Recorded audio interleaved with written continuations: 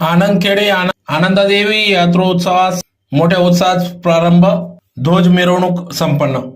धुळे तालुक्यातील आनंदखेडे येथे आनंदादेवी यात्रेला आजपासून सुरुवात झाली. सलग 3 दिवस चालणाऱ्या या यात्रोत्सवासाठी आनंदखेडे तसेच सुट्रेपाडा दोन्ही गावांचा सहभाग असतो. यात्रेला जवळपास 174 वर्षांची परंपरा असून ध्वज मिरवणूक काढून वडाच्या झाडाला शेंड्यावर ध्वज चढवून या ठिकाणी या ध्वज परंपरा कायम चालू असून बोरीस नेर नंतर ही मोठी यात्रा म्हणून आनंदखेड्याच्या यात्रेकडे पाहिले जाते. 3 दिवसीय यात्रोत्सवात मिरवणूक, मंडळाचं मनोरंजन कार्यक्रम, मांडव, ध्वज मिरवणूक, महाप्रसाद, कुस्ती, दंगल असे विविध कार्यक्रम पार पडत असतात.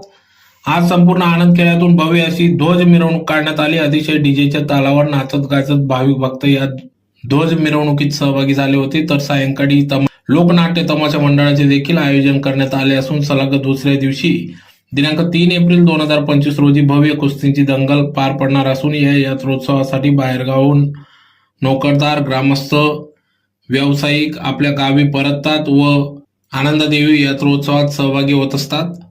तर या यात्रोत्सवात विविध दुकाने देखील थाटलेली असतात, ज्यात खेळणी, पाळणे, फरसाण, संसार उपयोगी वस्तू, गृह उपयोगी वस्तू असे विविध दुकाने थाटतात. या यात्रेसाठी ग्रामपंचायत, विविध संस्था, यात्रा नियोजन समिती, ग्रामस्थ यांच्या व्यावसायिकांसाठी सहकार्य लाभत असते. या यात्रोत्सवासाठी पोलीस प्रशासनाचे देखील तितकेच सहकार्य लाभत असते. आज सकाळी आनंदादेवी यात्रोत्सवात ध्वज मिरवणुकीचा समारोप झाल्यानंतर या ठिकाणी आनंदादेवीला सरपंच सौ मनीषा माळी, तुळशीदास आहिरे सरपंच सहपत्नीक या ठिकाणी देवीची पूजा आरती करण्यात आली. साडीचा आहेर चढवण्यात आला.